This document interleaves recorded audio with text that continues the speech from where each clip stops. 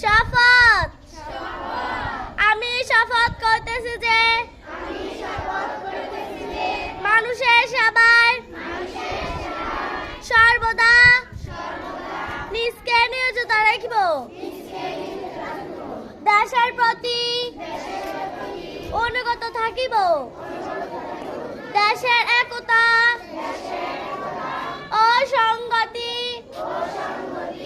বজায় রাখিবার জন্য